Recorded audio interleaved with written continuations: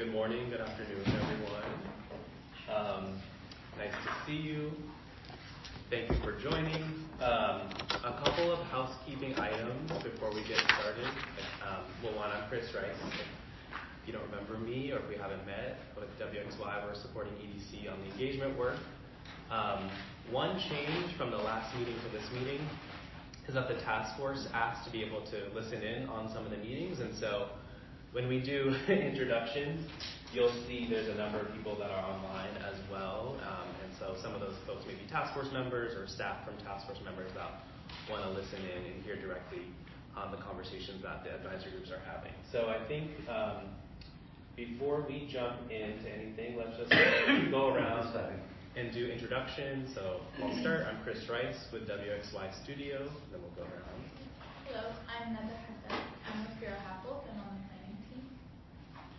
I'm Kate Krause. I'm from Rising Tide Effect. Xiao Sun from Outreach at the RHI. Karen Blondell, Red Hook West and Red Hook East Resident Association. Tiffany Davis, Executive Director for Red Hook Project. Mallory Thatch, I'm with WXY. And I'm Betty from Red Hook Community Outreach. Great. Everyone, I'm with. Coordinator. Let me change it. Coordinator. I'm Betty Chow with EDC. Great. And we've got a number of folks online, so I'm just going to go down the list, starting with Alice.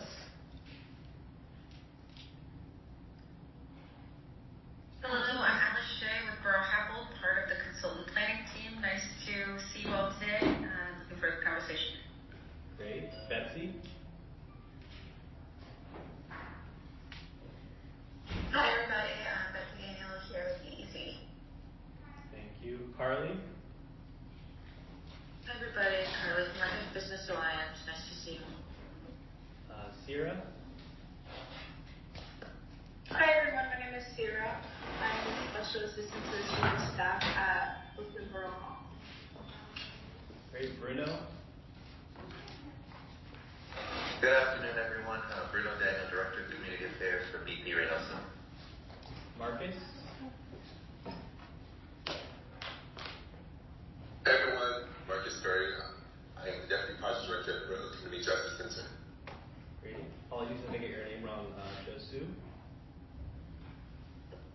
Good afternoon, everyone. This is Josh Pierre from Empire State Development Board.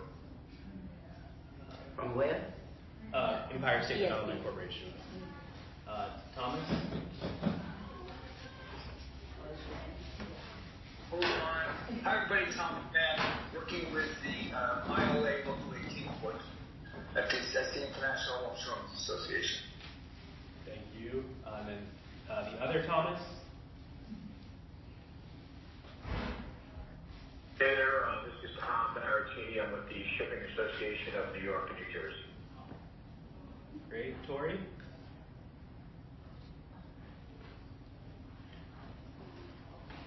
Tori Kelly, Chief of Staff to Senator Bernardus. Nice to see you all. Great. And then lastly, Erin. Hi everyone, I'm Erin Wright, listening in, also from the Borough President's Office.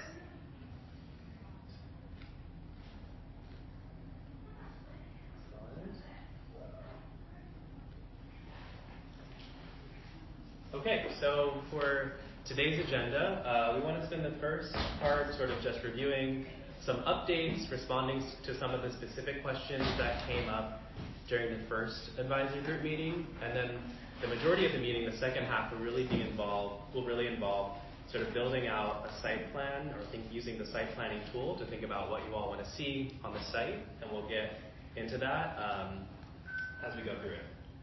So just a big picture, what are our meeting goals today? We want to provide some updates on where we are. As I said, we want to introduce the site planning tool and use that to think about different land use scenarios and how it relates to sort of the financial implications as well. And we really want to focus today's discussion on understanding your priorities about the site, sort of different land use scenarios and different trade-offs that we might make. So some community agreements as a reminder, so take space, make space. If you're speaking a lot, make space for others to share as well. We encourage everyone to share from their own experience and use I statements and to avoid generalizations. And we want everyone to be active in this conversation, so we encourage you to act as a collaborator and not as a spectator. So we wanted to give you some context as to what has happened with the task force to date. So just to kind of quickly recap what those conversations have been. Back in September, this project really kicked off with the task force with a project overview and a site tour. In October, we went through sort of existing conditions and site constraints, covered some of the initial community engagement from that first public workshop, and discussed the extended timeline. Then in meeting 3, we started to talk about sort of potential land uses, financial sustainability, which we'll get into more today, and introduce some case studies and precedents from other relevant ports in the United States and globally. Meeting 4 in December was a deep dive into the ports and sort of thinking about port opportunities. There was a lot of question and answer. And then on January 8th and 10th, we had sort of follow-up discussions with the task force where they actually went through the same exercise, thinking about site planning tools and trade-offs. I'm not going to go through this sort of bullet by bullet, but just wanted to give you a sense of some of the engagement that's been conducted, going back all the way to August. I think since last time that we met, we've had several additional public workshops. So we had a public workshop 2 in December, both virtually and in person. We had the Red Hook East and West site tour and focus group as well. And then in January, we had 19 two-hour sessions similar to this, where we had invited members of the public to use the site planning tool to build potential scenarios and discuss trade-offs. And then we're also in conversation with Red Hook Initiative to host 3 additional focus groups for Spanish-speaking language communities, Mandarin speaking communities, and youth as well. So these are some of the findings from the first public workshop and some of the survey. I'm not going to go through these line by line, but we can talk about them as part of the site planning tool exercise. I think some of the ones that are worth sort of calling out here in this context are the housing and affordable housing. I think we've heard from the public that people recognize that there's a housing crisis and that we need affordable housing across all income levels. But there's definitely concern around sort of luxury development on the site and towers and height in particular. And folks have definitely expressed a sort of specific interest in using this opportunity to invest in Red Hook houses in particular. There's been a lot of interest in sort of educational programming and understanding how we can build workforce development into this and have that be a real core component. And we'll talk a little bit more about that when we get into the site planning tool. And then I would also just add that there's been a lot of concern and discussion around sort of like what does public transit look like? How are people getting to the site, whether it's ferries, trains, bus rapid transit, improved pedestrian and bike infrastructure, and again, that's something we'll get into more in the site planning tool as well. As I mentioned, we had a second round of public workshops in December, and this is really focused on educating folks around some of the analysis that's come out of the work thus far, as well as introducing folks to case studies and precedents and thinking about potential land uses on the site. Some of the findings from those workshops were that mixed-use developments could be beneficial. People felt that they could be beneficial on the site as long as they aligned with some of the maritime needs and also were responsive to the existing residential areas. In terms of housing, we definitely heard sort of preference for low to mid-rise, or I would call it sort of context-sensitive housing on the site. And there were definitely folks who just opposed housing on the site just in general. Folks also emphasized the need to better prioritize flood mitigation and coastal resiliency. As I mentioned, this is kind of a common thread we've heard throughout, which is a lot of sort of quality of life concerns, concerns around the impact of noise pollution, emissions, and traffic. There was definitely an interest in sort of the Blue Highways potential, which is again moving goods via barge, so getting trucks off the streets, and so that's something we'll dig into more in the site planning tool as well. And another thread that we've heard from the beginning of this engagement throughout is sort of really wanting to emphasize workforce training, sort of job career opportunities and job pipelines especially as it relates to residents in particular. Okay, so now we're going to pivot into some of the questions that came directly out of the first meeting. So I want to be responsive, and if folks have additional questions, this is a great time to ask those because we've got members of the planning team here as well. But one specific question that came out of the first meeting is who are the community partners that would run programs for job training? And so we don't have an answer to that question yet because we're still in the planning process, but we're going to continue to look at possibilities for site development and resulting job creation. And so the city is really committed to ensuring the implementation of this project is supported by workforce development programs that expand opportunities for residents and all New Yorkers to connect to union pipelines, jobs that offer family-sustaining wages, and a range of diverse career paths on New York City's working waterfront. So I would say this was a big part of our conversation during our first AG meeting. This has come up a lot in the maritime and industry and small business AG meeting as well. And so I know there's a big focus both from the city side and from the external stakeholder side on how we think about and center job training and workforce development. Any questions, thoughts on that? Let's keep going. Another question that came up specifically out of our first AG meeting was how much money is the cruise company giving to the city? And so cruise operations bring an estimated $420 million in local economic impact. In 2024, the net revenue collected amounted to $12.1 million. And then the cruise companies are also committed to supplying $1 per passenger into a community fund beginning in 2025 this year. So that was a question that came out of our discussion, just people wanting to understand, what is the cruise terminal now and what, if any, is coming back into the city. Yeah, go ahead. Help me understand the $420 million in local economic impact. Yes, Betty, do you have follow-up on that? I don't have the specific context, but I can double check with our kind of finance team to get more details.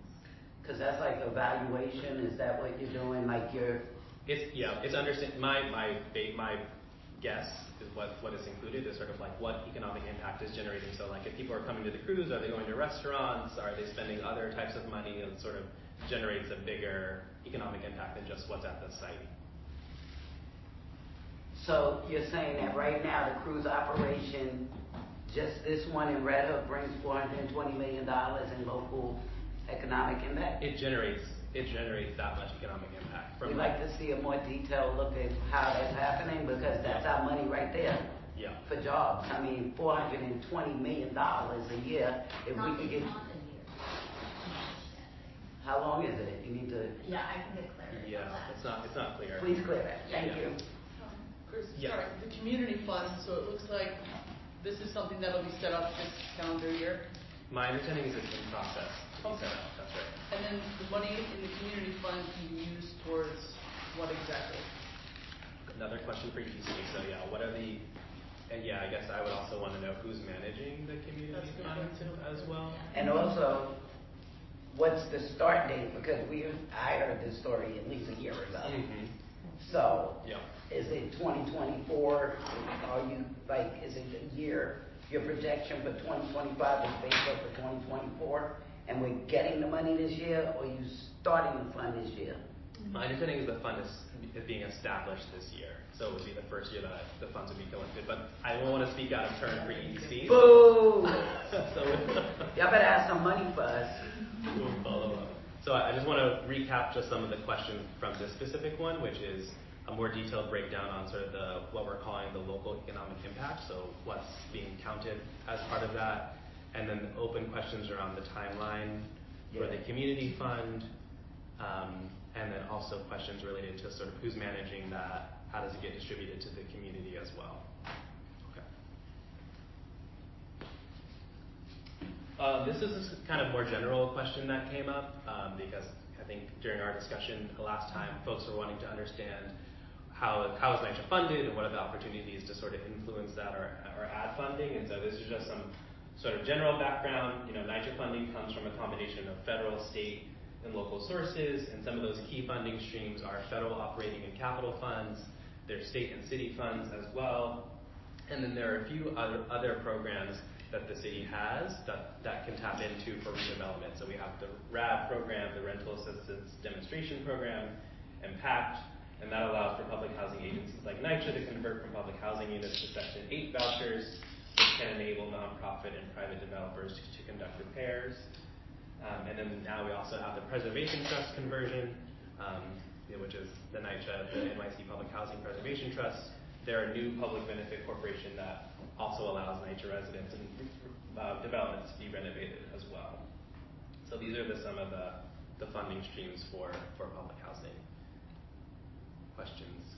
So the comment I have about this is that this is something that a lot of us in the community know, aware of due to like the people we have in the room, myself, Karen Blundell, Betty, Tiffany, Shao. We work mostly with the public housing residents here, so this is something we know. This is something that is almost verbatim off the NYCHA site. We teach this to our community members. So our question really, I think, should have been, what will public housing residents benefit from this project? Which is why we are even involved in this room. I'm gonna be honest with you, that's the only reason why I'm even in this room. That's why I can't speak for anyone else, by quite a few of us in this room.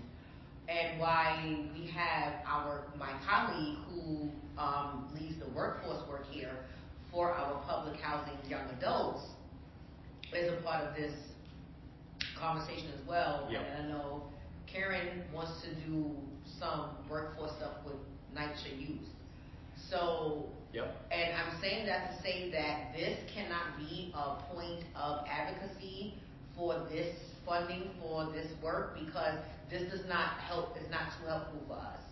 This has not worked out. We are in a huge fight and argument with the state, the city, the federal, over RAD, over the trust, over these funding streams. We are not in agreement over any of this. So I hope that this is not being used as some sort of leverage as to get buy-in, because this isn't working for.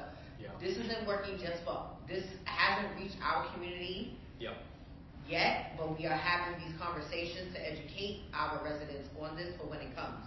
But the communities this have touched, we have not heard good things, and this cannot be used as a point of leverage.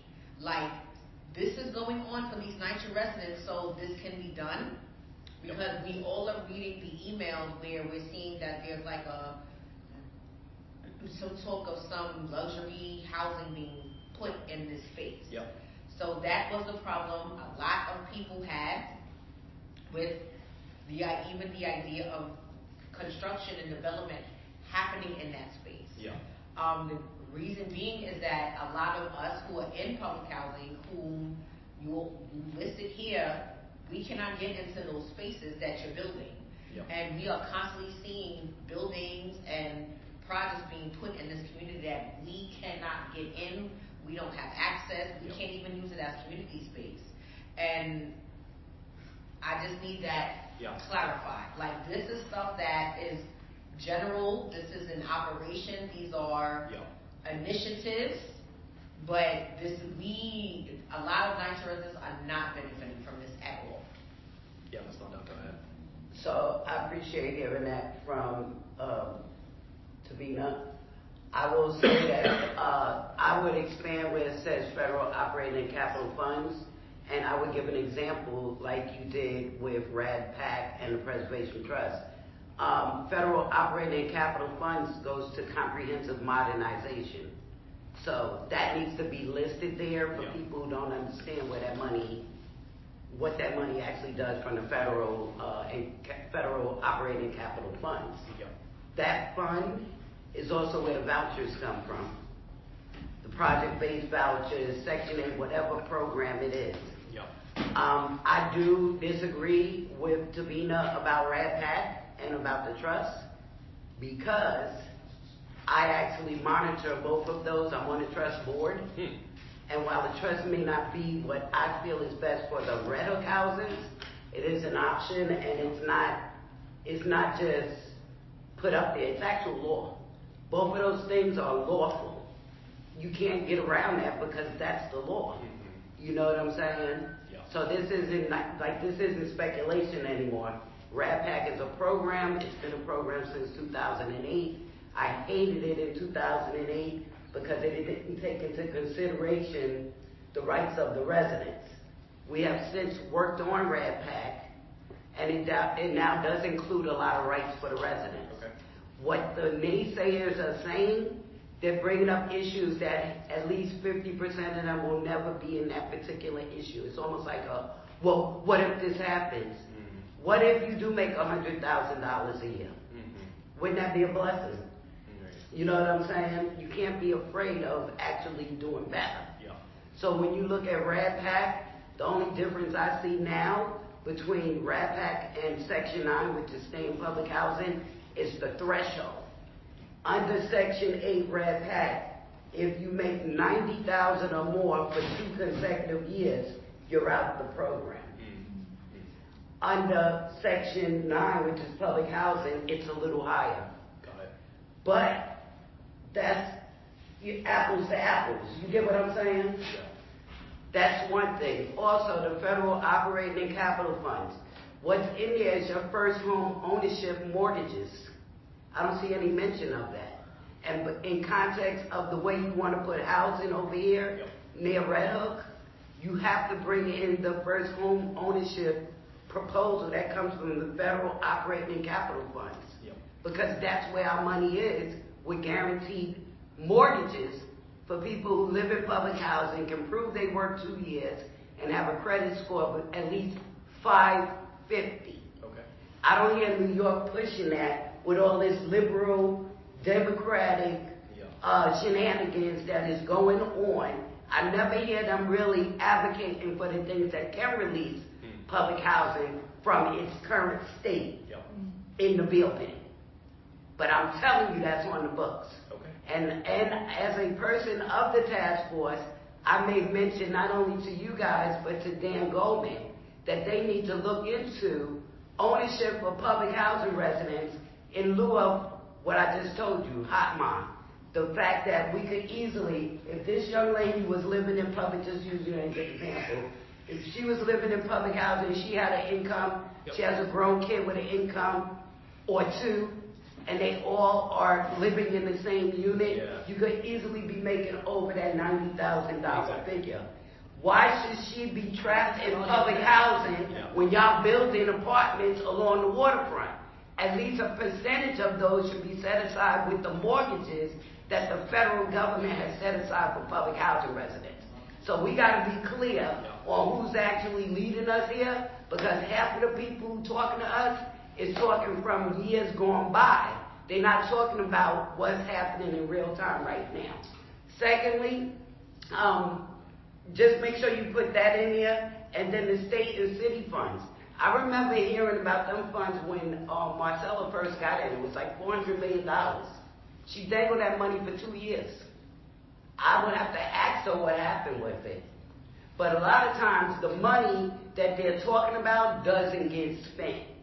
Okay. And it's my tax dollar. And so I want us to understand that public housing, at least the ones that I'm talking to at the resident meetings, they're not against RADPAC or the trust. Number one, because they know you can't get nobody to work out here consistently. We have a transportation issue. We have a reputation issue. We have a lot of people dumping on us. And just let me say one last thing. The new developer on Columbia and Lorraine, I met with him because my residents who come to the meeting gave me the go-ahead to go meet with the guy. Okay. He is putting housing there, 30 to 80% of AMI. That is affordable to us. 30% of AMI is affordable to people living in public housing. But we don't have a preference in our own neighborhood. The other apartments, if you're going to put, listen, y'all fighting against luxury, but let's think about luxury. People who got money ain't even home half the time. The other type of housing that they're talking about is supportive housing. That means that they're getting double and triple the subsidy from the federal government to take care of a vulnerable population. somebody returning from prison, somebody formerly on drugs, somebody pregnant, right? But they getting the money because they're supposed to be servicing those people. That doesn't happen in the hood. Okay. In the hood, they just absorb it and act like it all came from Red Hook West. And Red Hook West ain't having that this year. I close my case. No, thank you, Ms. Not happening. Just a couple points I want to summarize, which is I'm hearing wanting to see opportunities for home ownership opportunities specifically for public housing residents. Something that's come up in other meetings as well is set asides or some way to have, if there is going to be housing at BMT, how can you actually have residents in public housing move out of NYCHA housing but move into affordable housing at that site?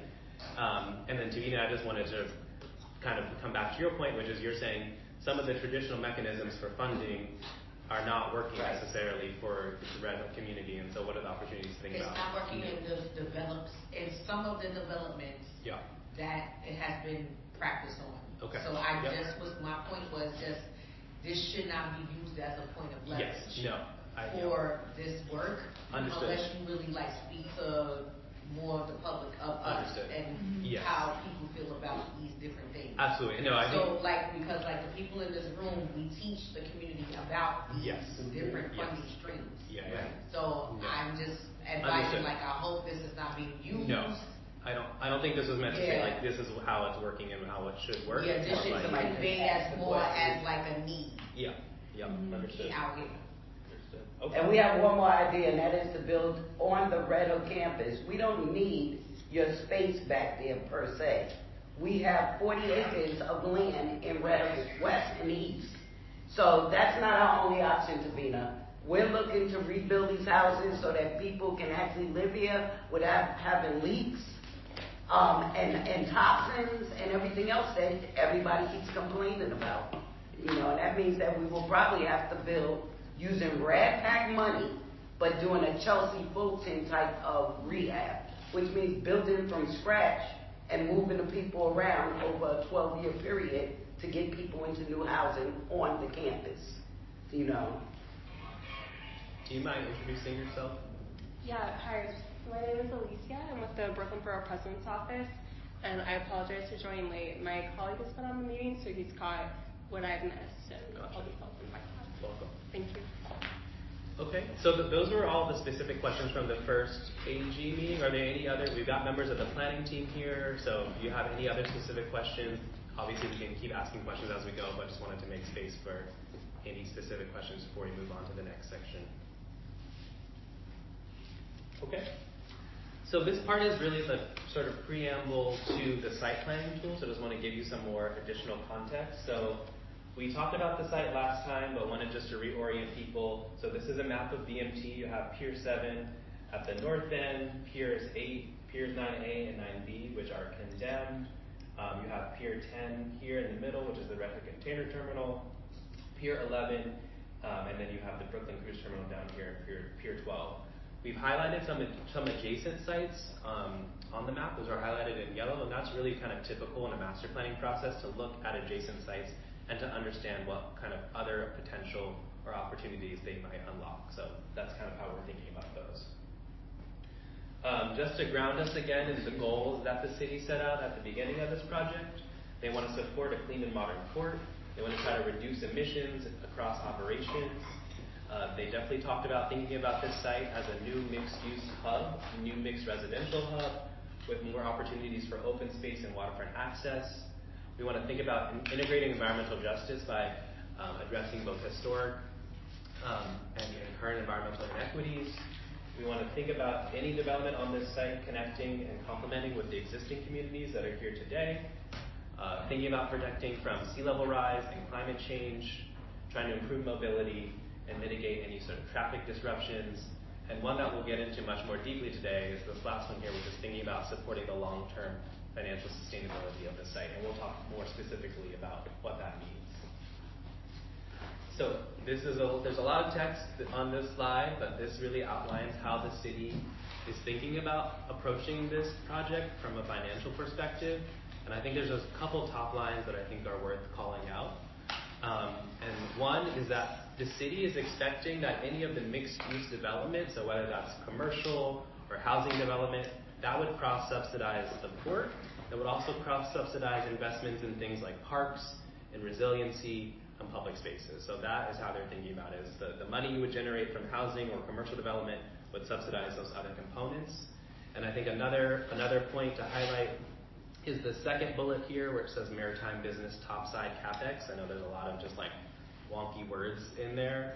What that really is to say that the city wants to move towards giving the port operator who manages the terminal and the port a longer term lease, and that longer term lease will allow them to invest more money over time, so that a port operator would basically take on the cost for building equipment on the site or building a warehouse or whatever they needed to manage that site. So they would be investing money into the site as well, and the long term lease is what allows them to do that. Right now, the port operator has a short term lease, 3 to 5 years, and so they're not able to make those long term investments.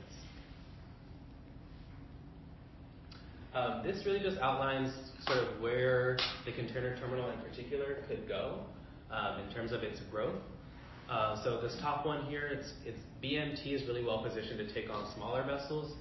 As you all probably know, and as we discussed at our last meeting, you have really big container terminals on the New Jersey side, and those are targeting, and they want to get the biggest container, the largest container vessels as possible. And so BMT's niche is really those smaller vessels, and that's where the market opportunity is.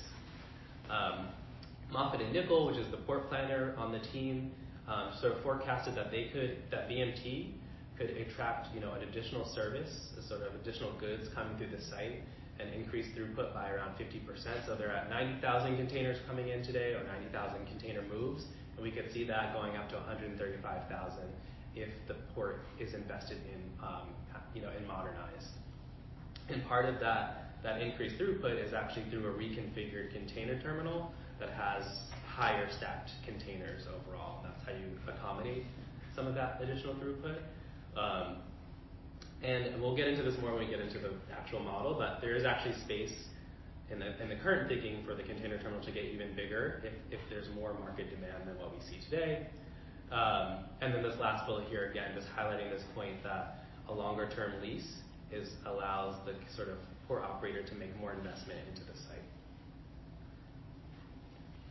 So we wanted to frame today's conversation around sort of housing production as well. So this really looks at new housing that's been built over the last decade, both market rate and affordable. You can see there's around 2,300 new housing units in total. The large majority of those are kind of in the eastern portion related to the Gowanus rezoning. You see some in the north, around 300 units or so, but not much new housing sort of directly adjacent to BMT. We know that doesn't tell the full story, so we also wanted to look at what's in the pipeline or what's been permitted but it hasn't been built yet. And you can see, again, sort of similar to the last map, there's a lot coming online in the east, again, related to the Gowanus rezoning. We have around 400 units coming online in the north, 400 coming online or permitted in the south. And then directly adjacent, you see a net loss of 19 units, and that often happens when people buy 2 buildings and then convert them into one. So, people buy 2 brownstones, they make that one big house, and then you lose units. With one C of O, or is it a building with multiple units? Is it an MDU? I think it would be case by case, but I think the example I'm thinking of is someone taking a building that might have multiple apartments, or just maybe it's 2 apartments, and then they turn that into one house, essentially. I don't know about the certificate. 2 apartments, still one address. You need to clear that. Okay. 2 apartments is still the same address. It's still the same address. So, but you just said combining like 2 different addresses. So 2 buildings sitting together, somebody buys it, breaks the wall, and makes one house, or are they buying it and going vertical? No, what the first thing you just said. Okay. Yeah. And then obviously there's other kind of developments that could be in pre-planning that are not permitted. And so this is not an exhaustive list by any means, but some of the notable and future developments that are on our radar. So we have potentially Redwood Film Studios coming online in 2027, as well as some larger residential projects coming online, sort of potentially coming online in and around the project study. Where's the film studio? There it looks down. It's down here. I don't know offhand what those cross streets are. You probably would know better than I would. I mean, you didn't Oh, put sorry, your streets on it. it's 145 Wolcott, it says it right here. 145 Wolcott? Yeah. All right, that's what I need to know. And the other thing is, this is commercial or? My understanding it would be commercial, yeah. Right, but this doesn't account for housing that came in the So area. the top one says commercial, and then these other ones are just our large residential projects that may come online. So. And you have the one on Columbia and Lorraine? So, again, this is not an exhaustive list because Well, that's a big miss, because that's about 600 apartments. Okay, well, we can add it. Yeah, you need to. We can add it. You need to. That's 600 apartments, and 600 people moving that close to the Red Hook houses is an alarm to me, which is why I met with the developer, because what you're not going to do is put 200 returning criminals right next to public housing and then blame us because you didn't use the subsidies to actually manage the people that you was bringing in here. And that's to all my elected officials, too. Make sure y'all get a copy of this one. It's ridiculous. All the money, they don't even take care of the people, but you want to blame it on people like me and my kids. We went through that already in the 80s in Red Hook. We did not bring crack to Red Hook. Noriega Contraband did. But we got punished. Heard on that. We also wanted to frame today's conversation around sort of neighborhood job opportunities and where people work, where they live, and where people live and work. And so we pulled this information directly from the census, which shows on the left here in Red Hook that around 6,600 folks come to Red Hook actually to work. 270 folks live in Red Hook, also work in Red Hook as well. And then around 5,000 folks that live in Red Hook leave the area for work. So how much was the first number? 6,600. So it's almost even a little off. Yeah, but like, people coming in similar to the amount of people leaving for work. Absolutely. Yeah. It's interesting. And then we also looked at that for the sort of Carroll Street, Cobble Hill area as well. You have around 5,000 folks coming in, 250 folks living and working in that area, and then around 11,000 folks leaving for work. So a lot of people leaving for work. And again, I think thinking about BMT potentially as a job hub, how can we create more opportunities for people in the surrounding communities actually to work at BMT and be able to walk to work?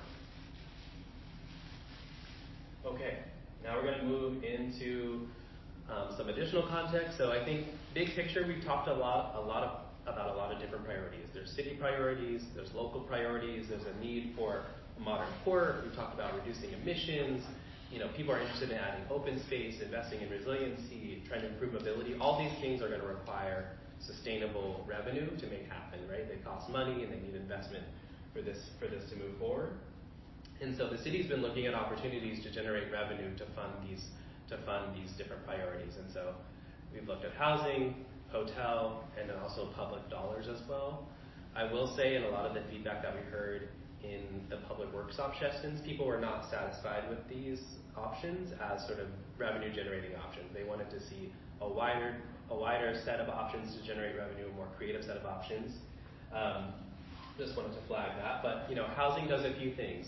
Housing is a tool to unlock affordable housing, which we'll talk about in more detail. It can finance green space and parks. It also can finance things like schools and libraries and other community amenities. Hotel can provide local job opportunities potentially. As we discussed last time, there is an idea that if you build sort of a hospitality hub or hotels around the cruise terminal, you could mitigate some of the traffic, because right now you have thousands of people coming to the cruise terminal all at once. But what if those people came over, say 2 or 3 days? That could potentially mitigate some of the traffic issues that are current today. And it also is an opportunity to encourage people to spend more time and support local businesses and be sort of a real local economic driver. And then lastly, obviously the city is looking to maximize all the federal dollars that are available, any city investment as well, and try to get as much state investment to cover any costs needed. The public grants will cover, it doesn't seem to be too specific. It says mega grants, city investment, state investment, but into what? Because these seem to be 3 different things that would take place in the designated space. That area map that a few of us have seen, or I don't know if any of us have seen it. Mm-hmm. So what would that be like public parks or? Yeah, so Also, I think there's another layer of detail we're going to get to, so I think let's get through that. Maybe it might answer your question. This whole project now is looking more revenue based than it was first presented to us. Yes, that's awesome. And I can tell you now, it's going to be, as an organizer, from an organizer perspective, it's going to be very hard to get buy-in and support from community if it doesn't look like they can. If it just looks like it's focused on like revenue and not like very inclusive. Or continuing to build the community that we're trying to build. We work really hard here to build this place. And I think what you all are calling out to me is a main goal of today's session, which is to say, this is what we want as a community, and then how does it relate to the financial implications of what the city can do, right? And so, it definitely this conversation definitely centers the financial component. I will say that, but it wants to be grounded in what the community wants to see. So I think let's. What I was saying was like it's not just about money, because we've seen in the past they dangle money in front of you, and then every year that same money is being dangled. So I'm looking at policies now that I've researched that could make a bigger difference for us if we could be released from this plantation. Just keeping it real. This bill pen called the Red Hook houses. So either we're going to rebuild the Red Hook houses and be happy where we're at, or we're busting out of here and we will be moving around this city, because there's nothing that should be keeping indigenous taxpaying Americans in public housing while the rest of the city is starting to live toxin free and etc. Can't do it. Can't do it. We're paying big bucks to live in public housing. We are. So over the last several months, the planning team has been working to establish and understand what the cost is for all the improvements that are needed at the port.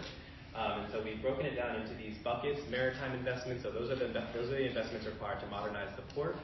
There's parks and public realm, which we can talk about. That assumes a certain amount of acreage on the site that would be dedicated to parks, so that's a cost that's being baked in. And that's another place of feedback that we got from the public workshops, is folks saying, well, let's not assume any parks yet. Let's just get the baseline costs down, which get into more. There's site prep, so demolition, grading the site, getting it ready for any new development has a cost. There's a pier reconfiguration, which again we'll talk in more detail. And if the city were to acquire any sites as part of the development as well, that would all come at a cost. And so when you look at all of those investments needed, all of those costs, you're looking at a range 2.1 to 2.3 billion. And so the city is looking for opportunities to cover that sort of baseline cost using those kind of buckets that we described. So we have public grants, that's around $400 million. That's the federal mega grant, city and state dollars. Hotel revenue could generate anywhere from $22 million to $121 million, depending on how many hotels you were to have on the site. And then housing could generate $1.5 to $2.1 billion, right? So a big part of today's conversation is to understand how what you all want to see on the site relates to the sort of the financial component. So when you think about housing, and you all see housing as sort of the biggest chunk there in the diagram. When you think about, that's how true it is. When you think about housing, that really relates to 7,000 to 9,000 units of housing on BMT. But I want to call out that of those 7,000 to 9,000 units, in our financial model, 75% would be market rate, so that's just regular market rate housing, and then 25% or a quarter of that would be permanently affordable at 60% AMI. And that's we just use the 25% and 60 as a starting point. You could have a wider range, you could have some at 30% and some higher, but for the financial model, we've used the 25 at 60% AMI. And then I do just want to call out within the 75% market rate, 75% of that would be market rental, and then 25% would be condos that are sold. So I know that's a lot of numbers, but questions on that? Pretty much the task force unanimously said that's way too much housing. As a task force member, I'm telling you, we were like stunned. Yes, I think that was more than you thought they would put forward. Absolutely, it blew us away. That's a big number. Yeah. To add some color from the other workshops, from the public workshops, I would say people have said one, they felt like that was an unrealistic number of housing units for this site, and sort of questioned that as a target and a goal. Folks also said, what are the ways to reduce the sort of baseline cost? So let's take things out. I'll get to you one second. They were like, let's take out parks, let's take out other things. What's the minimum sort of how do we get that as low as possible so that way the housing target is lower? And then folks also said that they wanted to see bigger commitments from the federal government, more money from the city, more money from the state, and the federal government. We said, and the city. We said the city budget is $120 billion a year. The state budget has to be twice that. Folks have said. Why you can't put the $2.1 billion yourself? Folks have said this is a regional project. This is not just going to impact the surrounding communities. It has a benefit to the city and the wider region. So why isn't there an opportunity for more organizations, a bigger collective fund, essentially, given its regional impact? Just to add some color from the other conversations. But yes, you had your hand up. Yeah, I just have a quick question. This is all have to do with federal funds, right? No, it's not all federal funds. It's a mix. Do you know that Trump has already set for grants and for the funds? So how is this going to impact us having this Other folks have raised that as well. We don't know yet. I think that's part of the impetus to want to move this forward is that we don't want to lose that $164 million from the federal government that's been committed. That's exactly what they said. Because right now, what it's going to do now is because we are also waiting for funds to repair NYCHA. So I'd like to know how that's going to interfere with you guys doing this and us getting funds here. Yeah, that's a really good question. So can I just say for Red West, we are meeting with real estate on a regular basis, and we are going to figure out what our actual need and what our actual wants are. Because there are certain things like elevators that go to the top floor is something that we don't have, but we want that. So that's separate. We will figure out how we're going to fund the rental houses using the mechanisms that the government has set up. As far as this, what they said was they wanted to try to get this done so that they could capture the money before there is some more cuts or whatever. You have to take that with a grain of salt. We don't know what's going to happen at the end of the day. That's right. We don't know yet. Thank you.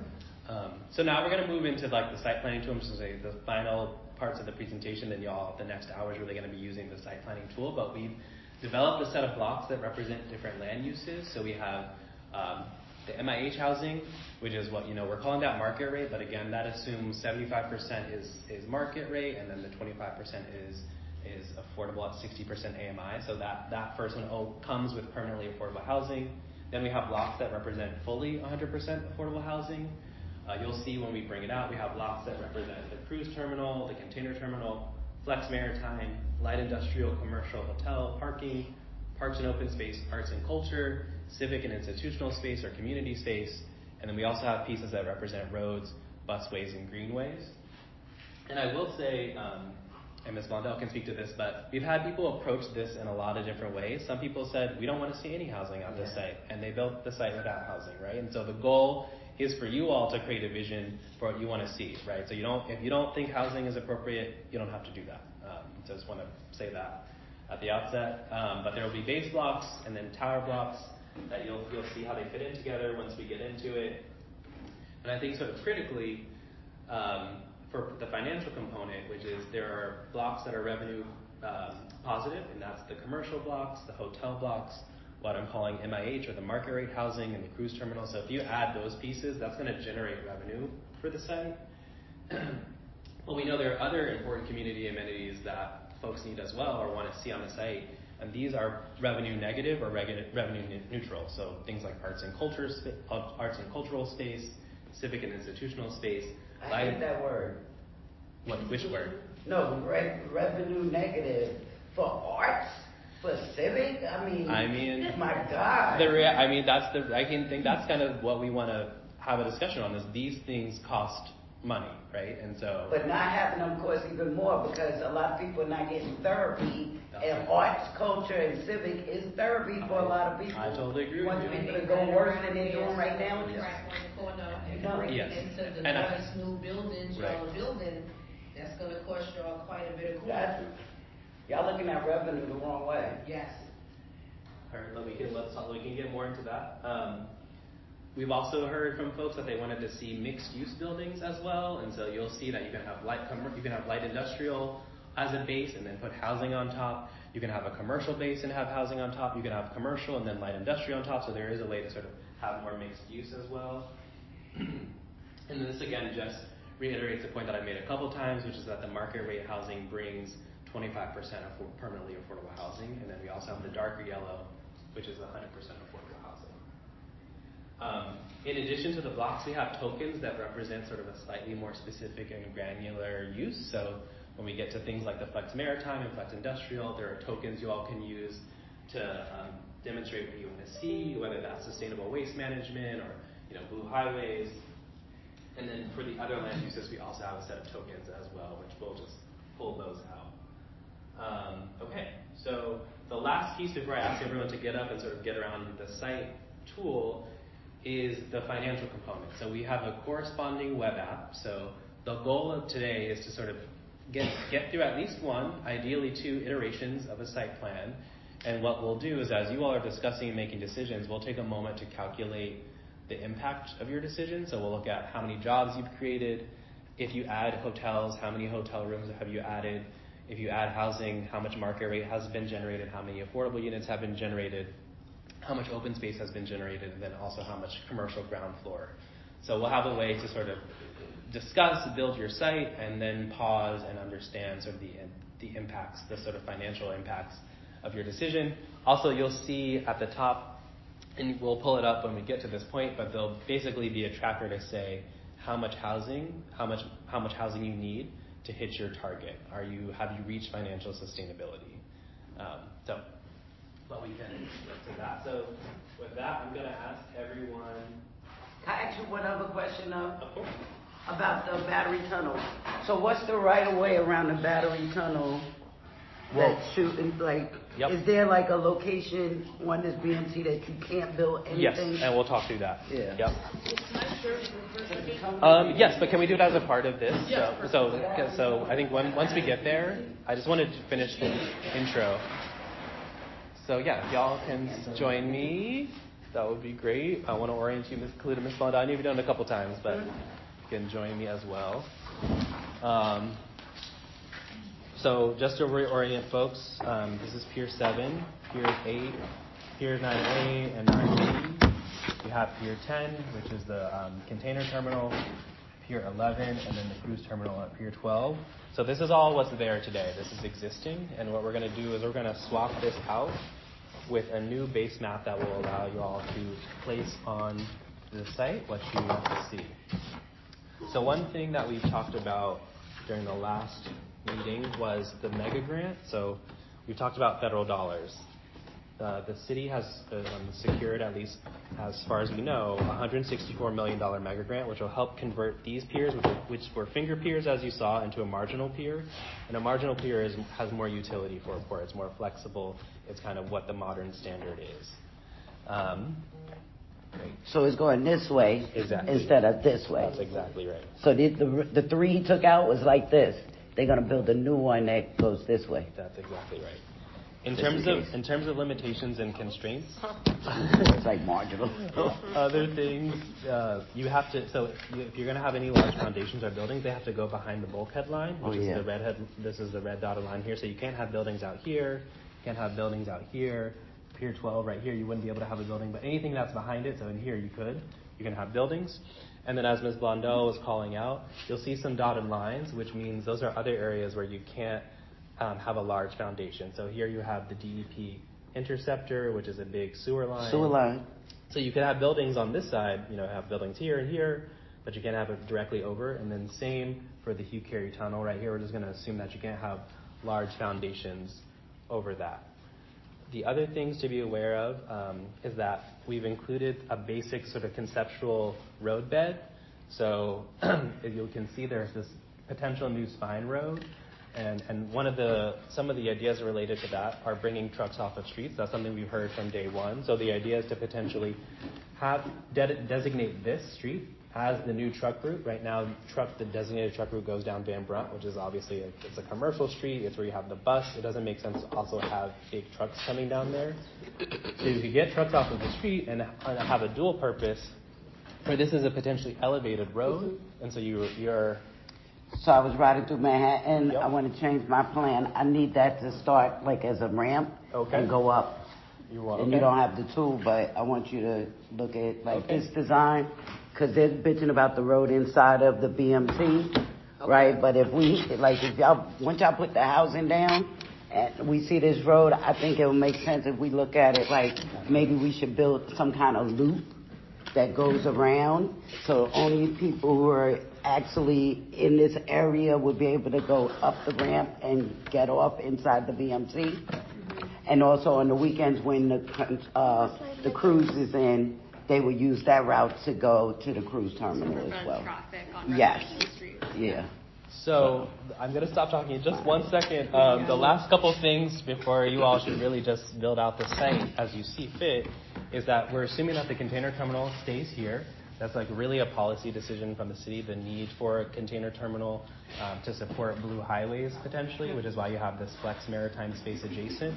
And why these are fixed is because in order to support the blue highways initiative, which is about having goods coming on a barge and potentially go up to Hunts Point, you really want the goods that are coming in to be directly adjacent to that flex maritime or that blue highways area. So it wouldn't really make sense to have it here.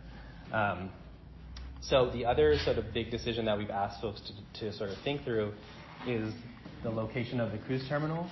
Right now, as you know, it's down at Pier 12. There is a potential, or was an option, potentially to have the cruise terminal move to the north. I think, and Ms. Blondell, you could speak to this, but I think folks we hated it because we kind of feel like Brooklyn Bridge is sustaining itself this way. Industry City's on the other curve. We need to build a brand that is Red Hook so that we can have an economy here. The cruise terminal does bring in money.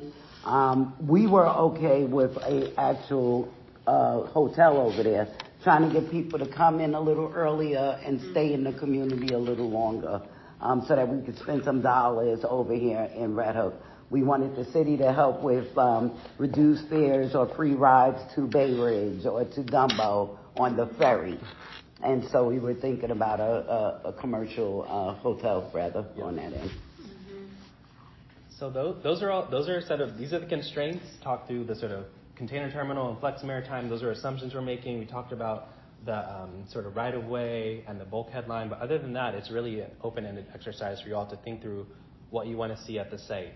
And then we'll be sort of, as you go through, tracking on the web app to sort of see what the implications of your decisions are. But yeah, so I think I'd be curious to hear your all's thoughts around the cruise terminal. That's been a big discussion as well, sort of what happens there. There's been a lot of conversation around that as a hospitality hub, hotel. You know, when we look at other case studies and precedents from cruise terminals, we see sort of multifunctional spaces. So right now there's only 65 cruise calls. So how else could that space support the community, you know, the rest of the year? So yeah, I'll leave it off to y'all. The first thing I'm gonna say, arts and culture. So yeah, and so that's those things. This is the arts and culture piece. So that'd be smart. I encourage you to pick it up and start putting down and talking through what you want to see. I'm a little confused. Like, where I'm supposed to go? Yep, anywhere you want. Anywhere you want. Anywhere. Right in the middle. On land, preferably. But yeah, what are folks' thoughts? Me personally, I also believe that in order to bring money, we need to put a hotel or something, right? So give it a hotel part. I don't know if housing, 7,000 housing. Where's the pieces at? On here, you take them off. Oh. That's hotel. Oh, it glues on here? Oh, yeah. It's like a magnet or whatever. Y'all didn't do all that for us. It was everywhere, let me say. The same word. So I'm hearing you're saying potentially hotel. Where would you? I mean, we have seen in other cities globally having a hotel next to the cruise terminal. There's some good synergy there in terms of people coming in. I agree with that. Oh yeah, and they was talking about, just for added information, the cruise terminal is used 65 days out the year. Right. they were talking about using that actual space that the cruise embarkation happens as like a space for a venue, like shows or something like that. So that would be flex, right? Exactly. That would be commercial. Commercial. Yep. So the days that they're not using it for cruise, they were thinking about making it into a theater or something like that. So you would have the hotel over there and the theater for people to. Yes. Wait, and you said it was only 65 days a year for That's this? right. For the cruise ship, yeah. Only during the summer? No, it's almost year round, but it's like every weekend. I want to build So a couple of times on the weekend. Yeah, well then, you need to be using it outside of that. You can put it on top, yeah. And the other consideration that we have heard from other workshops, and I just wanted to touch on this, like thinking about mixed use. So thinking about, with the hotels, you want to also consider commercial space. Exactly. You want to consider other uses with the new traffic. And commercial, that's restaurants, that's stores. It's a really big range of stuff. So I think, thinking about what the community needs, what the community wants to see here. Especially for Red Hook, yes, exactly. For existing residents, not just the cruise. They don't want it to be commercial. I don't want to be too high. I don't want to go too high in Red Hook. What Can you clarify the scale of Yes. So just for clarity, so Black you is can a see floor, you can see these have slots on them. So this is 4 stories. Okay. But okay. But because we wanted to make it so you could actually grab it and hold it, it's a little bit bigger scale than this. So this is not an exact 1-to-1. These are going to look a little bit bigger than the context building. So it's around 10-15% bigger. So that's 4. Yes. So it's going to look a little bit bigger than it actually is. Y'all got no setbacks on none of these buildings, though. That's because this is an envelope. So you can think about a building being designed within the envelope. It's not going to necessarily be to the lot line. Because now that I'm thinking, after I saw this, like on the west side, you might have to design that between the buildings so that people could actually get from Columbia Street to the waterfront if you're going to put any public space. Yeah, to have there be a almost like just how it is in Battery Park, where you can walk from one building to the next with those. Bridge or a tunnel. Yeah. But y'all gonna have to put something in there to keep traffic away from us. Yeah, we have enough of that. Yeah. Where is the cleanest air on the site? So thinking of housing, like where are they going to have the cleanest winds? I'm not laughing at you, but that's a really good question. When you say cleanest air, like particulate matter, like what do you? Yeah, given all the stuff that's out there right now, what would be the cleanest I wouldn't say it's this end because right, because that's what I was thinking. If it's here, it's not over here. And why? I guess what's your thinking behind that question? Just the healthiest place to put housing. Got it. Well, it's not even just that. I'm gonna tell you, they complaining over here because you see the size of their houses, right? Mm-hmm. Wait till you start seeing building on top. Yeah. Yeah, 6,000 to 9,000 houses. Yeah. They went freaking crazy. They went crazy. Okay, so and just other context. Again, not you all can design whatever you all feel is appropriate, but these are 2 examples of 500 units of housing. So this is a sort of more mid-rise. So let me show you what I was gonna do. Oh shoot, I'm always too rough. It's okay. Oh my God, I'm like really tore it. So I would have to put something like right here. Okay. Only because these buildings already That's 30 stories. I need to. Like, so you're saying replicate some height and then like this will probably be on that corner. So this will be. You see how you have to be outside the red line, right? I would put this here, move this over here. Okay, I'm gonna start building that for you here. So I would have this down on this end. So you're saying some height over there by Pier 7, potentially? Yeah, because you got the highway here already. Yep. Okay. I mean, you have the and you already have the access. Yeah, you already have this. It comes with the package. If anything, I might open up another ferry stop just to attract these people. Well, there's one here already. Oh, okay. Yep. Is that the one that brings people to Governors? I don't think. No, I think it's the other one from Manhattan side. Oh, so Red Hook kids can't get to Governors. We can every once in a while. It's really hard during to the week. Okay. Or the week. That's the mixed It use shuts off at a certain time, but okay. So there's they're something. really close in like color, but that's something that came up in our transportation AG, which is. Especially there'd be someone from Governor's Island sits on that advisory group and talked a lot about wanting to have a more direct connection between Red Hook, BMT, and Governor's Island. 100% affordable down. So I would only put the height here because the height is already here. You get what I'm saying? Mm-hmm. Yeah, definitely. Yeah. So that's why like, it would kind of be okay on that end. Yeah, it would complement. I'm going to recreate it. Yeah, but we would need Well, the basic helps too. So I'm hearing some height around Pier 7, and I'm hearing, but all I've heard. Now, honestly, I would probably take 2 or 3 if you do the skyline. I didn't realize this was 4. So If you do the skyline between them, and if you offer like some public skyline, look, skyline, building, public access. Okay. Yeah, the front green space. Give me a little piece of green right here. Yeah. Yep. But I'm saying public. Yes. Thank you. Or Tiffany. Yeah. I also want to say I'm not able to participate in the activity, so I feel bad for not. I want to and I want to hang with the blocks, but and I'm trying not to be overwhelming because I don't want to put that on unless you want to. Also, it's good to see you. It's been a while. Which is only 4, so that's what made it 8. Yeah, but it's. Yeah, that's too much green. So okay. Way too much. I need a little tiny piece of green right here. And that's like a little waterfront part. Yeah, that's it. Just a little tiny piece. What do you think about Pier? Maybe on this side. What do folks think about Pier 7? I mean, there's been a lot of discussion around this potentially being an extension of Brooklyn Bridge Park. Obviously, there's a lot of park space here already.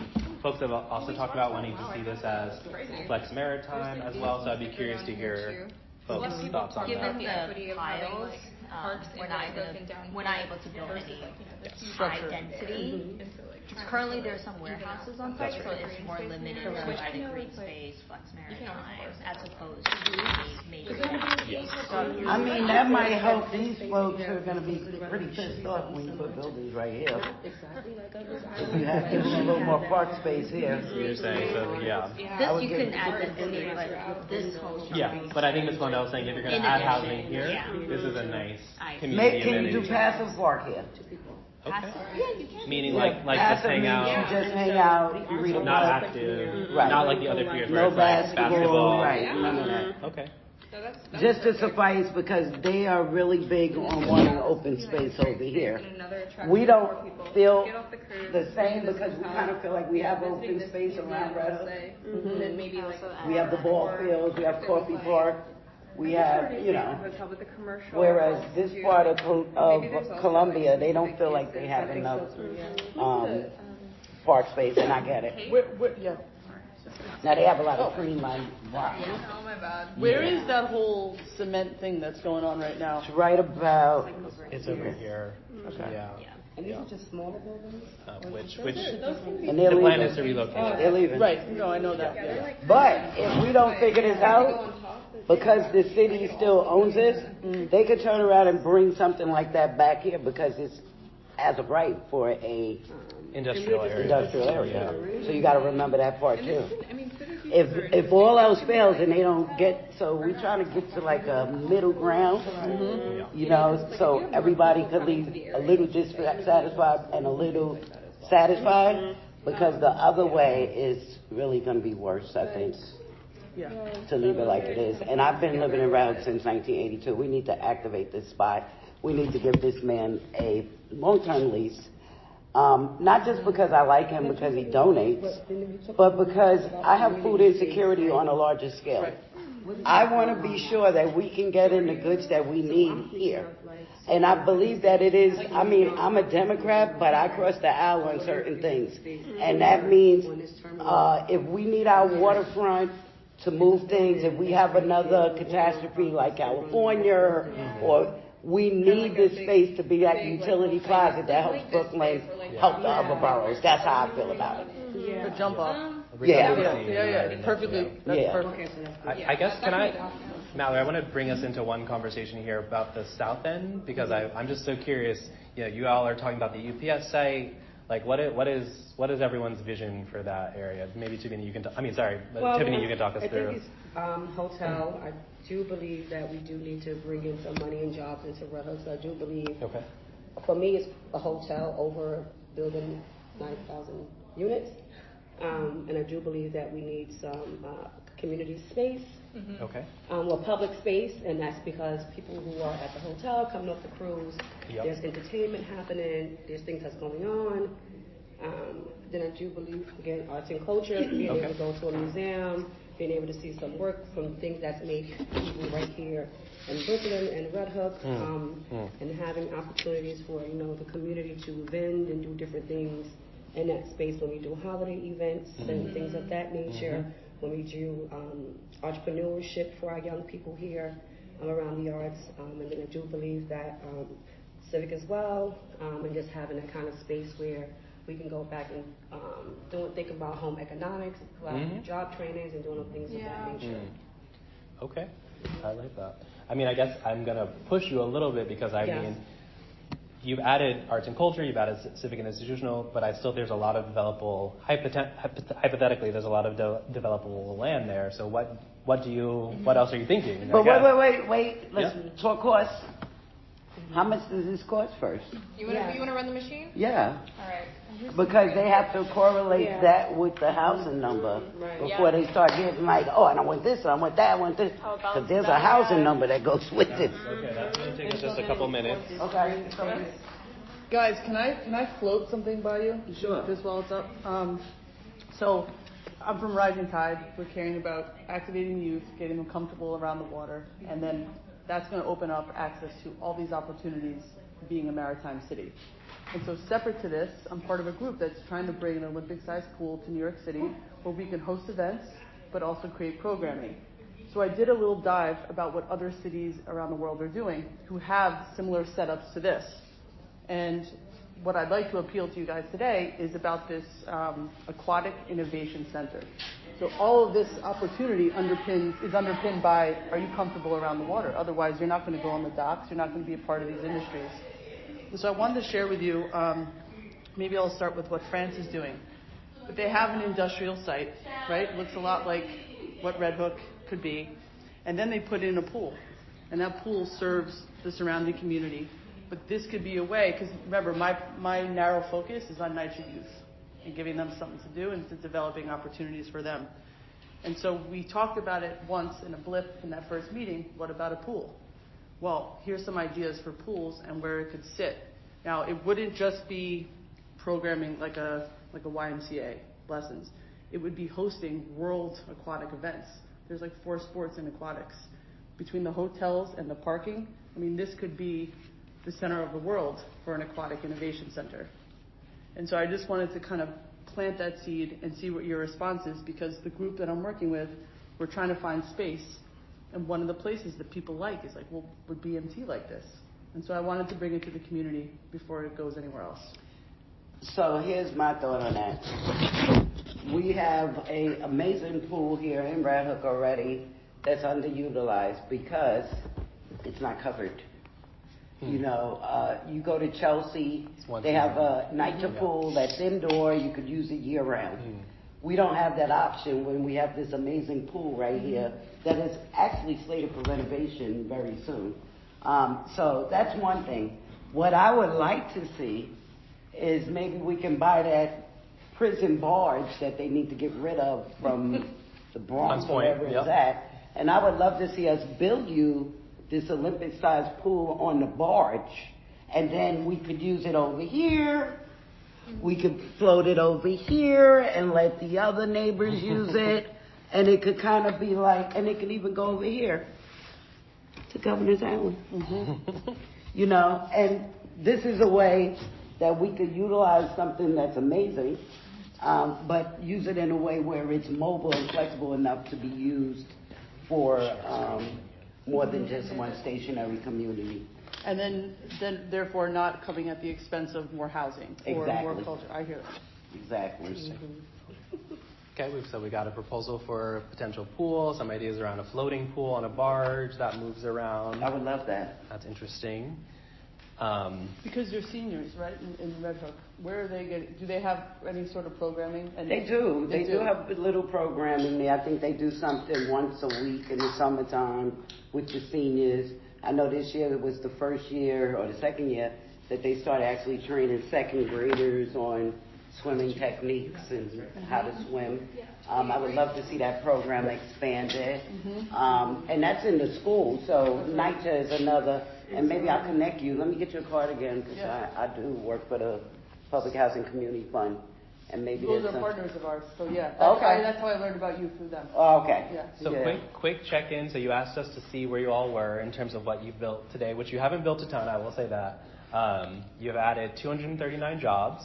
You've added around 360 hotel rooms, around 580 market rate housing units, and that's brought almost 200 affordable units. And you've added 15 acres of open space and around 20,000 square feet of ground floor commercial. Or not ground floor, but commercial, just in general. And how much of that bucket did it hit? That's the top. According to this, you would need around 5,000 more units to hit financial sustainability. Did we include those? Yes. They included already? Yeah. That's in the 580. Yeah. A lot of housing. It's a lot of housing. All right, I'm gonna take 500 over here. Well, This and side then right is only balancing right out what we've built already, right? Yep. So if we wanted to add more, we would need more housing. That's correct. I'm gonna take 500 on Red Hook West Side. That's right. Okay, we've got an infill proposal. That's interesting. But I guess to me, and you all take this time to use it as you want, but I'm really curious to hear your vision, particularly for Pier 11, Pier 12, and the UPSA. And I'm asking that partly because when we've had other meetings with folks in Cobble Hill or the Columbia Street Waterfront District, they were like, we want Red Hook residents to decide what happens in Red Hook. And so they didn't do a lot with the southern end of the site. So I'm really curious to hear directly from y'all. What is your vision? Is it light industrial? Is it makerspace? It's makerspace. Is it housing? Is makerspace for you? How much is this right here? What does makerspace mean? Like people who are creating, basically artists. Okay. Industrial, commercial spaces. Ms. Lundell, each of these is 29 units. Art residencies. So 30, yeah. Like studios and Studio stuff. space, things of that nature. Yeah. But I do. So you're saying your vision of is like makerspace, it's mixed use. Mm-hmm. Okay, yeah. Say more. Also, about like again, we want to come here Yep. to spend money. So I do believe that with the makerspace, having people get off the cruise ship, come over, visit, have a place to stay, have things to do. Yep.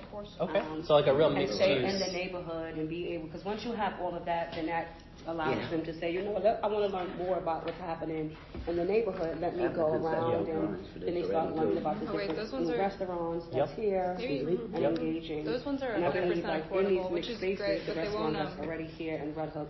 I'm just using this symbolically to tell you what I'm doing. I don't know what you call them, small carts or something where they're selling their items or bringing having flyers and things of what's happening here. Got it. Okay. But I do believe that the businesses here in Red Hook should definitely have a space that they can. So, like for instance, Lobster Pound or just say Hometown Barbecue. They have. And that's where the people that's getting off the cruise is spending money directly with the businesses that's been here already, instead of bringing in new businesses to take over that. Okay. So I'm kind of doing this based on what I'm hearing, which is sort of like a mixed use area where you have places to hang out, places you can eat, but also people are making things and selling things as well, which I think works nicely with your like arts and culture hub as well. Okay. And what do you, I guess, like, one thing I wanted to pick up on that you said earlier, Tiffany, was like, you don't want to build too tall in Red Hook. And what is too tall for you? What does that mean? Anything over 8 is too much for me. 8 stories is your cutoff? Okay. I need flex. And is that the board? Like, would you want some areas that are lower? Flexibility is more variety before it's top. For me, it would be every 8. I said I need a flex I wouldn't go past 8, but I would These want are. I wouldn't go past 8, but 6 Do you mean flex for commercial? I don't something about going to I want to put here. Gotcha. It's a little bit strange. I get what you're doing. And is that mostly can't because put you feel flex like the under rest the of Red Hook is For maritime? Because we're referencing flex for just maritime. view that we have. Got it. Protected. Okay. I'm telling you what I'm doing. All right, so here it is. Alicia, I have a nonprofit here in Red Hook for Red Hook Arts Project. Yes, I know about Red Hook Art Project. Yes, Ms. Lundell, go ahead.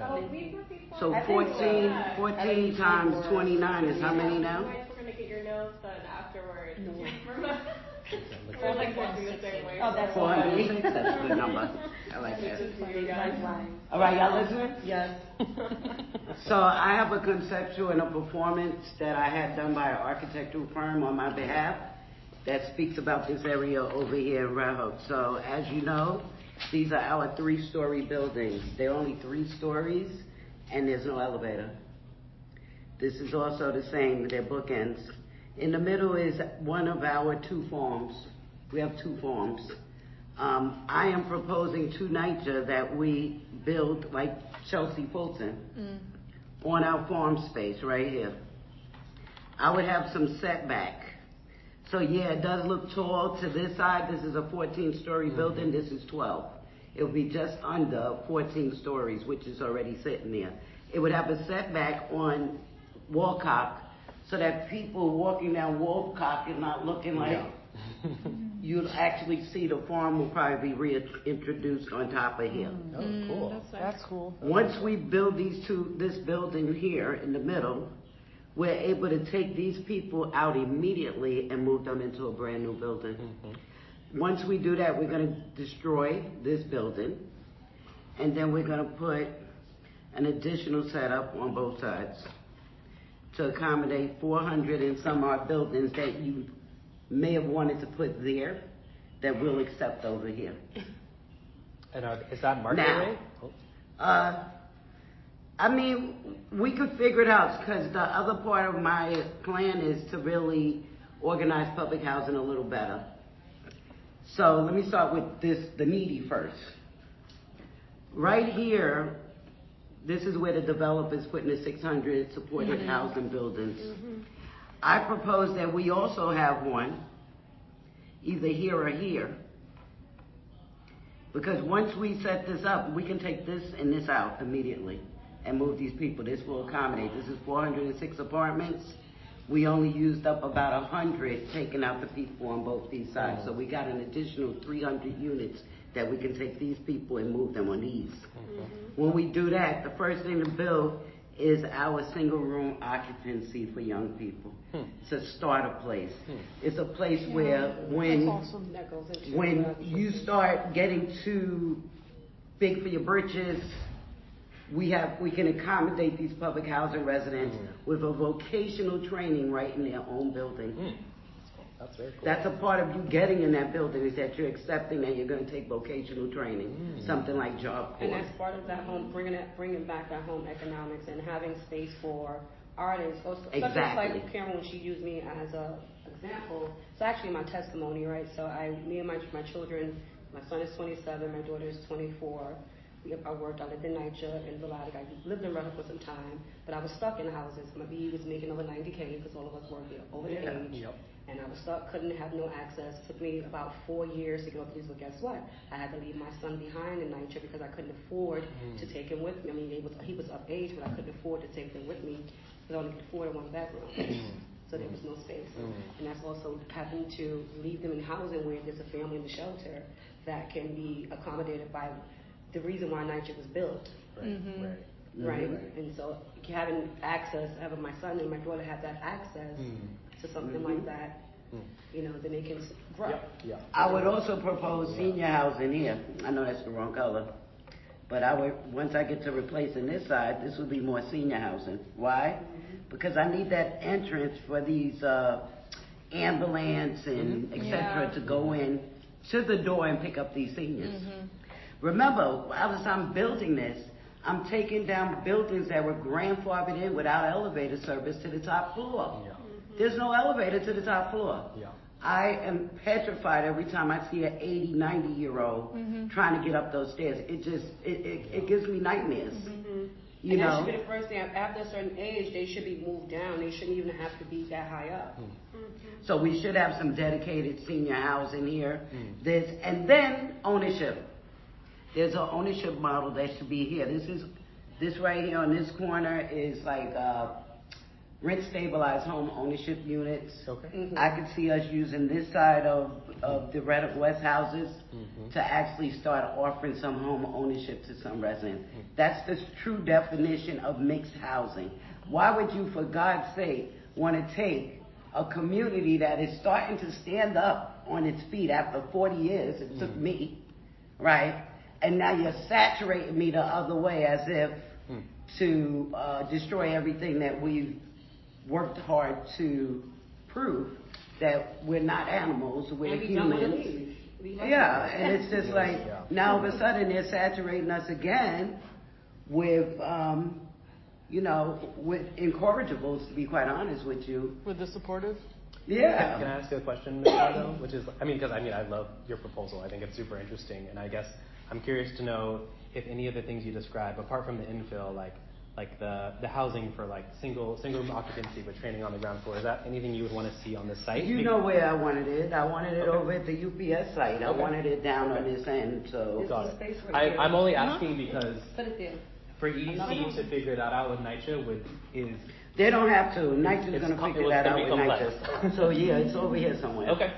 That's perfect. And then don't forget, we need some kind of loop. Traffic loop that's above ground that could just kind of like have a couple of exits here and there where you can get off. Where is it taking us to? It's just taking you through the site. Got it. So you get on over there, let's say right. You would immediately start to elevate up on a loop. Some sort of north-south connection. Yeah, it could also just kind of like loop. You feel like the internal loop. But then you will have to have at least two places at least two places to get off. You know what I'm saying? And is that for I'm just trying to think about what it's getting used for. Obviously people to get around, but is there a certain destination you have in mind? Or are you thinking about connecting to the subway? Well, number one, because if you're going to put more housing here, we cannot accept that housing transportation on these streets. So you need to have the transportation already built in for them somewhere here. So they would have to know that you're going to exit. Maybe you're building your parking lots on the third floor or something. So that way when they come out the parking lot, they go straight on the loop. I see. And they come right on out with the loop. Got it. But then, also, when the cruise comes in, for those people on the weekend, when this isn't an active working site or it's not being used, or even if it's being used for flex, the lifts and the Ubers, you can make them start on one end, like you do in airport. Right. And that way you could kind of control how many of them are coming, because that's the real major traffic issue, is that they're trying to get here to be set up before the person gets off, because they know when the ship is coming in. So they're like hanging around the neighborhood waiting for a fare. Got it. When if you do something like that, you would stop them from waiting because they know they have to come through. Yep. You know. Yep. Okay. Make sense? Yep. I want half your paychecks too. What did you guys end up thinking about, with a light rail or something that connects the whole zone? Have you thought about that at all? More?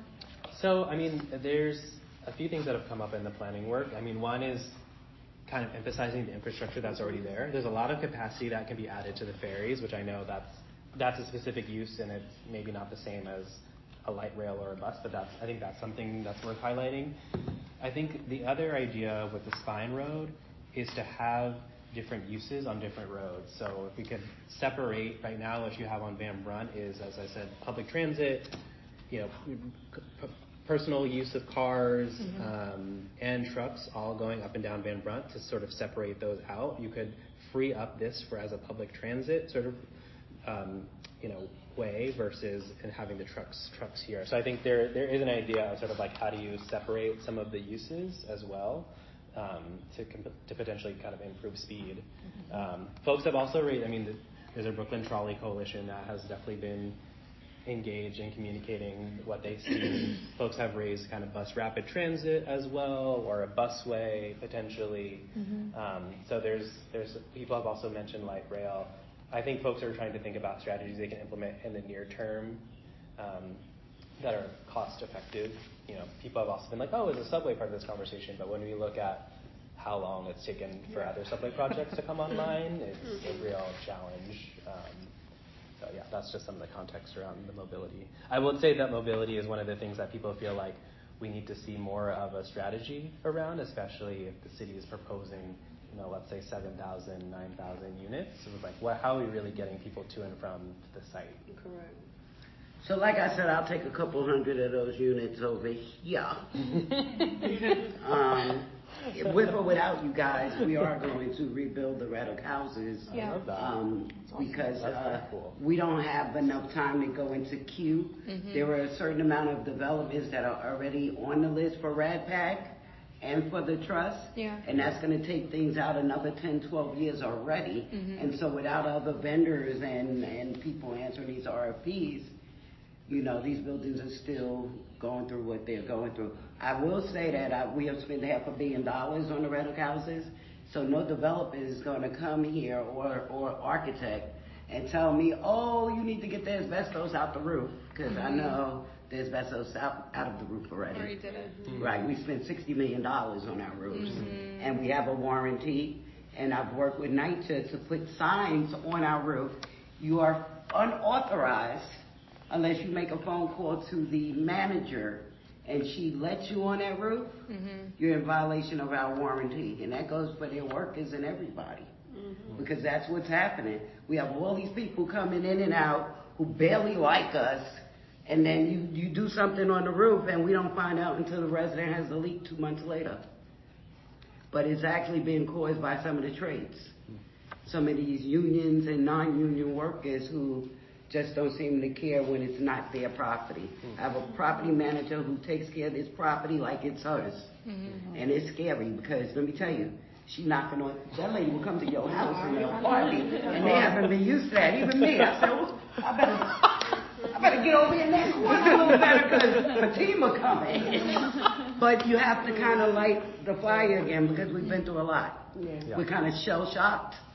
Everything, whether it was the pandemic, politics, we gotta snap people out of it, and so that's what I'm doing. I wanna jump in just because we only have around 15 minutes left, so I want to make sure that everyone's communicated their big priorities, and I'm going to try to summarize, but folks could correct me if I'm wrong. One thing I've heard is about transitional housing. How do you move folks out of NYCHA to affordable housing, or have housing for folks that are, right out of college or high school, like spaces, you talked about single room occupancy, that's one.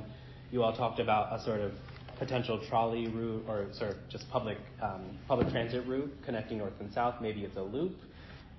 Tiffany, you talked a lot about sort of this as a mixed use area, supporting the cruise terminal, but also maker space and creative spaces for folks to create, but also sell their wares or things that folks make. And you also talked a lot about sort of like training center, whether it's like maker training or like creative training, but also more traditional job training as well. So and we also haven't really discussed Atlantic Basin at all. I mean, you all have the hotel and the commercial here, but this is like waterfront property. I'm curious to know, is it park? Is it, commercial space? Is it a place to get a drink and sit down? Like, what do you all want to do there?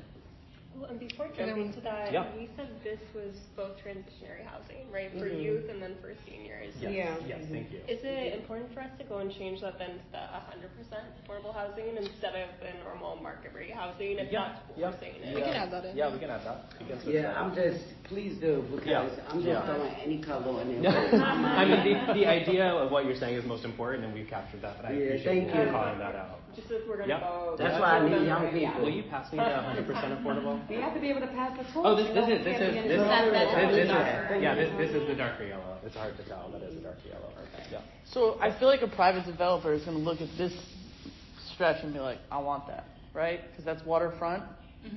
So not really, because it's inside the port. Yeah, to get to that cruise, this place be packed. Maybe here. And what was here, Christie's? No, they're still here. They're still here. It's just these are all private sites. Yeah. So are y'all doing eminent domain like you do us? No, there's no strategy. So you don't know if you have any of this? That's right. That's right. This is just for planning purposes. There are no plans to acquire those buildings. Well, we didn't even know Christie's was here until y'all got here with this plan. We'd have known that when we went up in the auction house. Okay. If you organize a tour, let me know. I want to come. I want to come see. And also wanting to know, this is the future home of Homeport 2. This is where all the New York City ferries will eventually come to get repaired.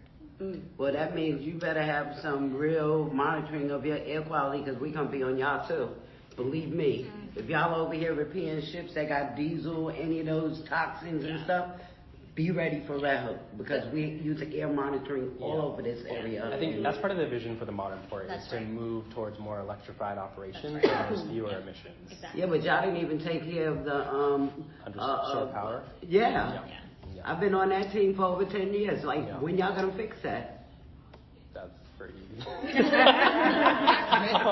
Sorry, Betty, not so you can see. Betty.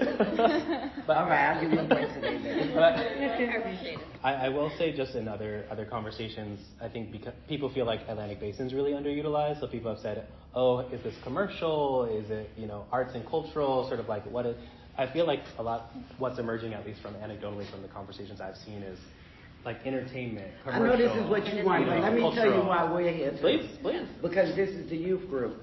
And so one of the things we want to do is we want to use technology to enhance the youth. Okay. We already know that asking them to do this at 16 is way too old. They already kind of made up their minds they want to be TikTok stars by that time. Okay.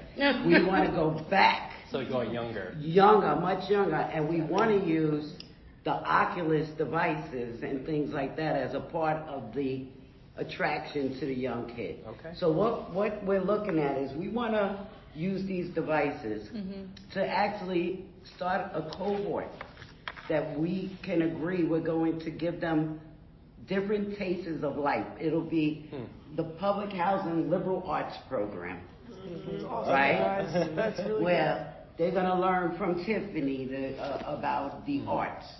But we also want them to learn about the jobs and the career paths. Some people only want to work 20 years and out. So if I would have known you can work a job for 20 years and get out, I probably would have been a cop. I probably would have took that job because I think I could have been a cop. You know what I'm saying? But nobody ever told me it's 20 years. They never gave me that extra that I needed to make that decision. So if we could virtually have a class through our partnership where we constantly are bringing these kids in virtually, where they can talk to how WXY got started, how Tiffany Red Hook Arts Project got started, swimming, what goes on, who wants to go to the Olympics, what are the challenges in getting there, right?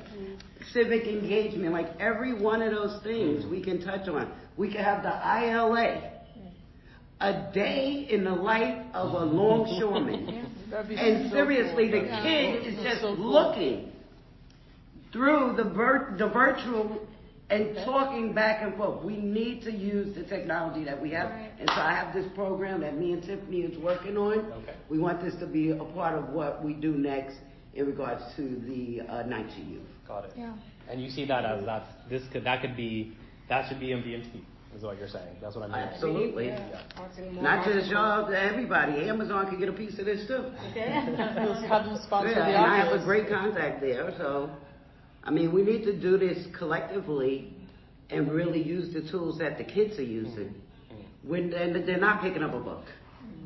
They are literally going right to virtual land and getting a lot of stuff there. So one other follow-up question I want to add, because we talked about the recreation and we talked about pool. We haven't talked a lot about parks and open space. Ms. Bundell, you talked about needing wanting passive open space. Some of it. We're going to jump in. I'm just curious. I definitely want more green space. Okay. Yeah. We definitely don't have a lot of green spaces we have green spaces in Red Hook, but we definitely can use some more. Yeah. I guess I want to push y'all. What kind of area for I guess that would be art and culture too, but I'm thinking of a technology center. Okay. Where all of those things are in place where we can do RV, where kids can do laser cutting, just things in like the maker space. You talked about earlier a sculpture park or something that could be near this art area down here. Interesting. Yeah.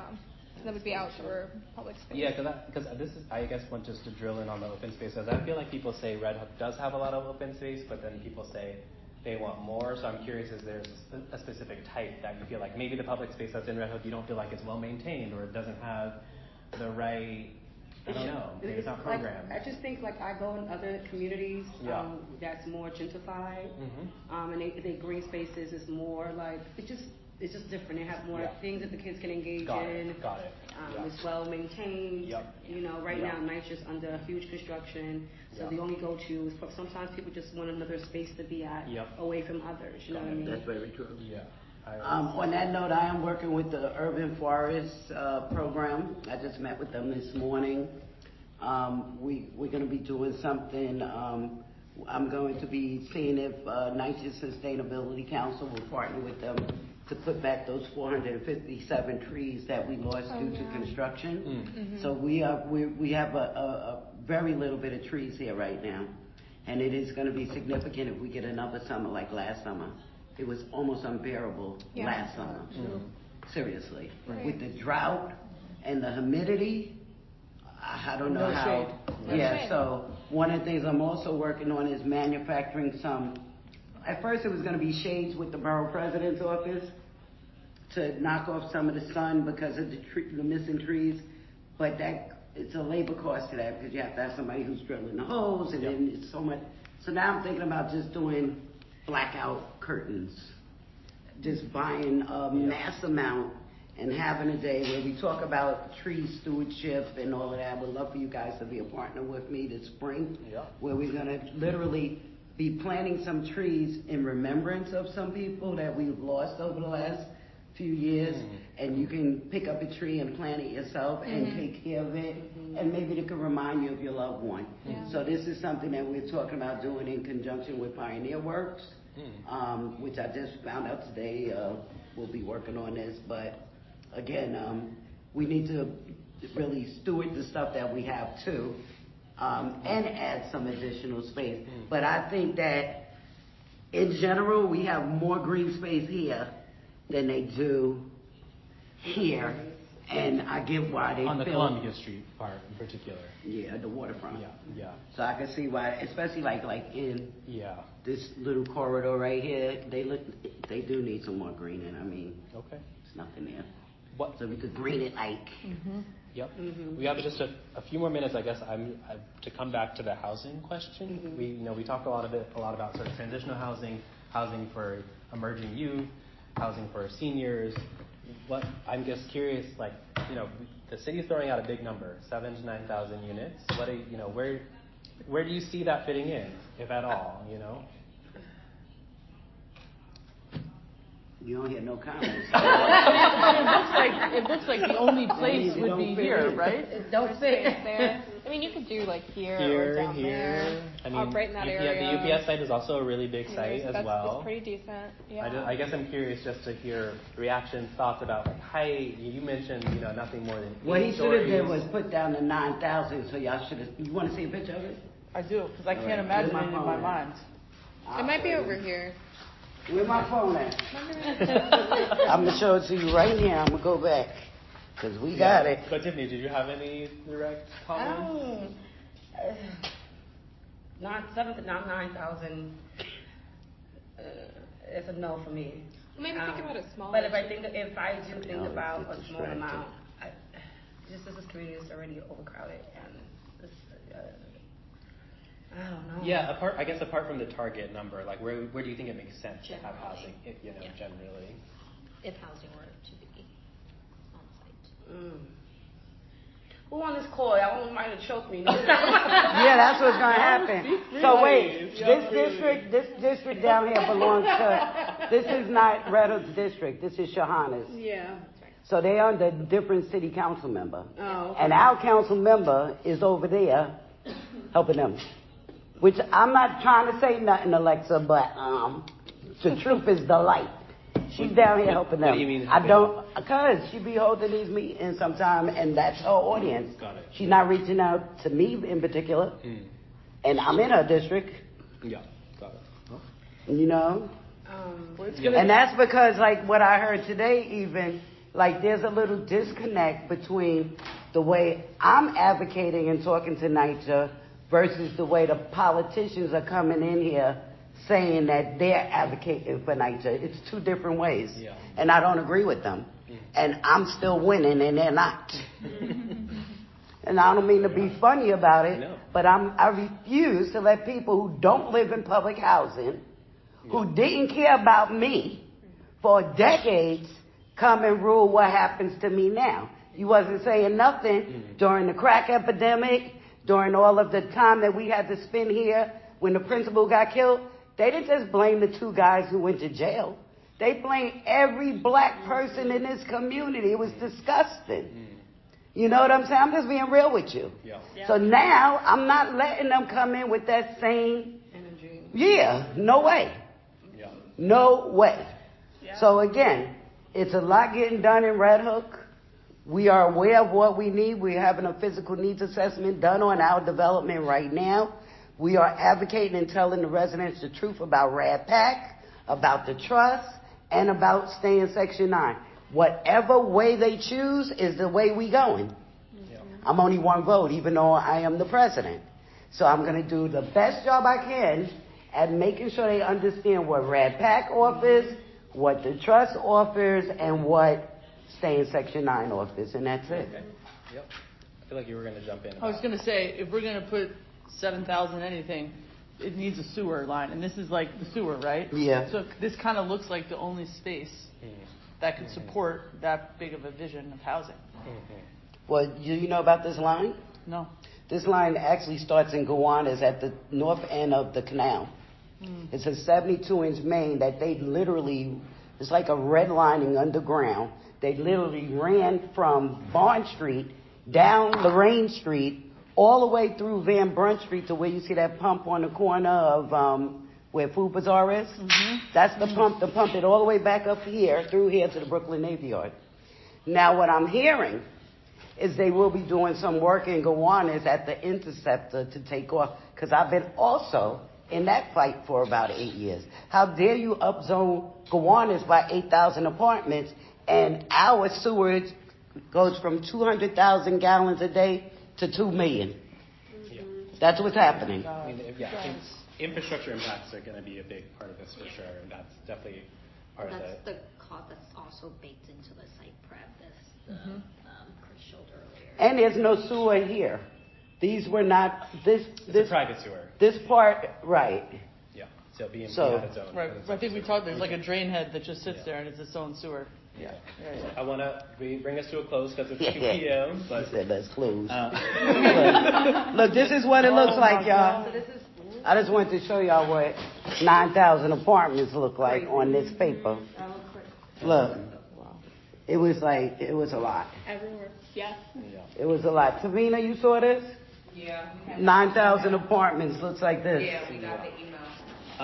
But yeah, just want to thank you all for participating in terms of next steps. We've been synthesizing what we're hearing at advisory groups, bringing it to the task force, and that's going to inform a set of scenarios that we developed, which will be used in future public engagement. And then we'll be reaching out to schedule our third AG meeting, probably in the next week or so, and so we can continue the conversation.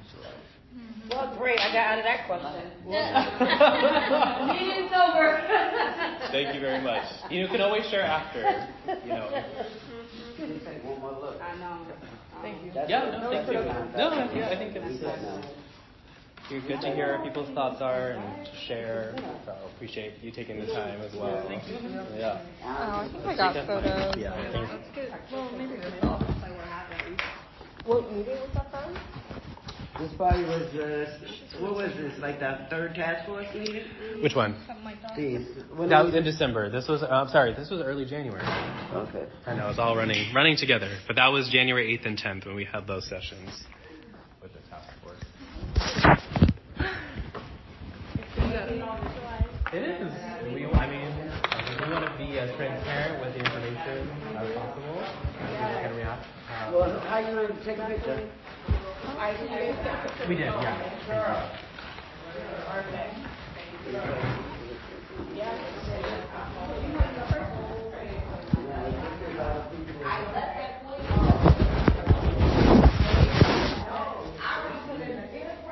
Because again, this ain't just about housing and infrastructure. It's about who gets to vote in our neighborhood. You got that.